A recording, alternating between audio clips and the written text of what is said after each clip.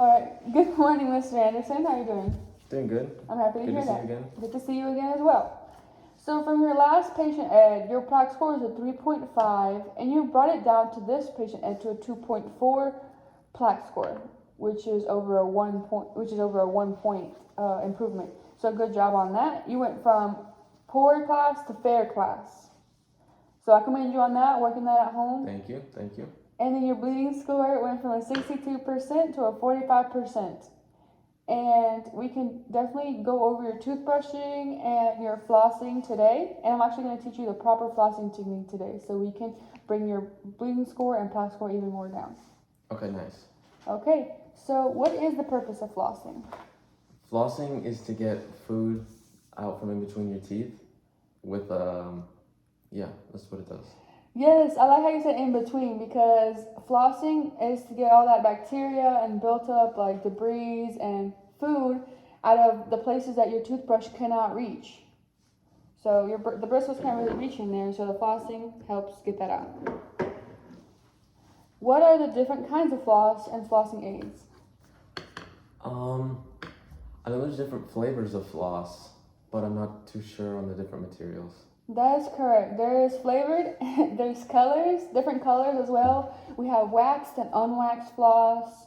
I think wax is better so you don't hurt your gums too much by cutting them. And then there's also silk, nylon, and something called PTFE for the materials of floss. Gotcha. Different kinds of flossing aids are dental floss, interdental brushes, rubber tips, wooden toothpicks, water picks. Have you ever heard of those before? Yes. And oral irrigators, floss threaders, tufted dental floss, and a gauze strip. Those all help. Those all aid with flossing. And how often should you floss, and why is it so important?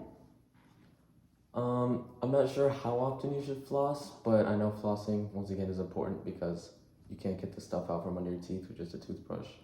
Yes, if you don't do it every time, you're supposed to do it every time you brush, so it should be twice a day, in the morning and night, because if you don't, you will miss all the built-up bacteria in between the teeth.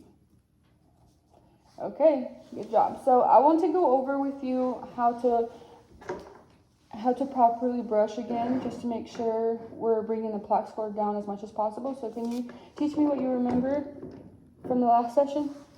Okay, so I brush each tooth in a circle for like 30 seconds each, and then I gotta get each side and then on top. Okay, so you got the each side and on top, right? But it's not really supposed to be a circle. It's more like a horizontal brushing. So you're gonna do the 45-degree angle like this, 10 vibrations, and then you roll it up, 10 vibrations up here, and then you roll it back down, 10 vibrations, and once you're done with that, you move on with the next little section. That way you're not missing anything. So can you show me how to do that? Yes, okay. So 45-degree angle, 10 vibrations on this side, and then 10 vibrations on this side on the top, and then 45-degree angle, 10 vibrations right here. Okay, good job. You can work on doing that at home as well? Yeah. Okay, I think we could bring our plaque score even more down by doing that. Okay, so today we're going to teach you what technique should be used when flossing. What do you think?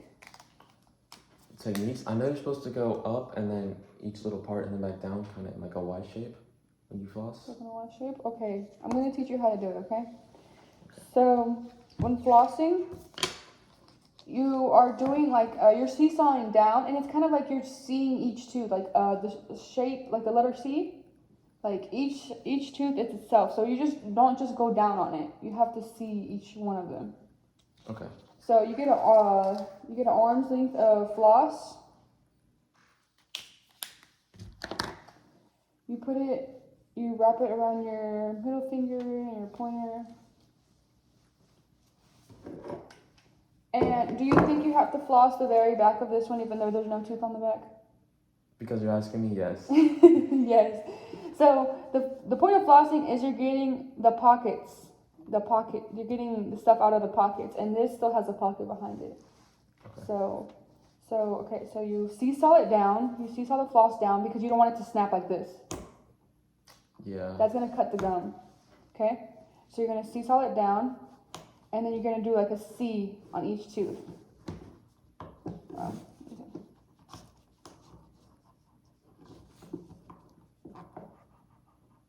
And then you go back up, and then you can change your floss so you're not using the same dirty one. Seesaw that down. Go back up, and then change again.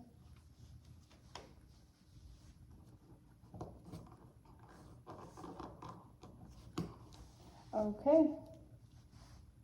And you go up and down the tooth when you do the C.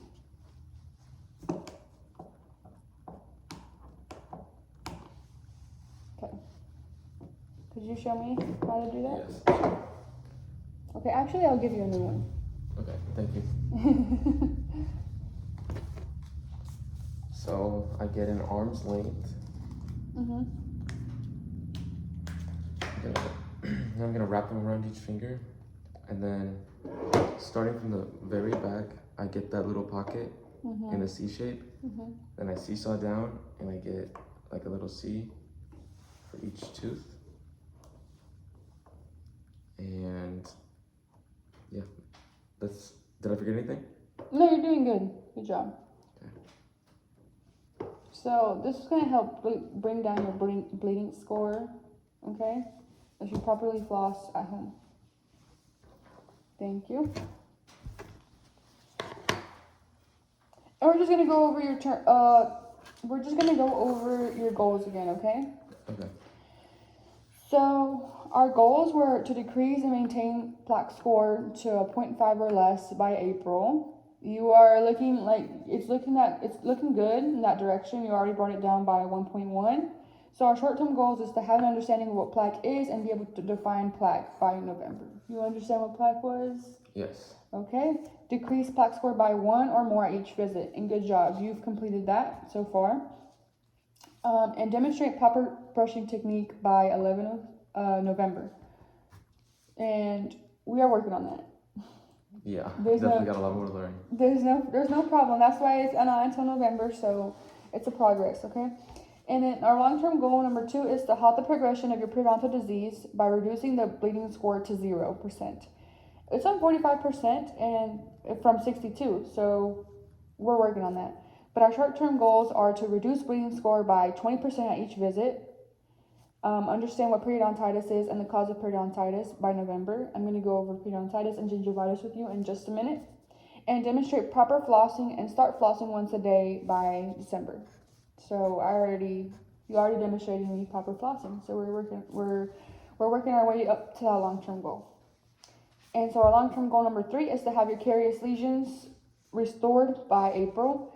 Understand the cause of caries and in relation to diet by December.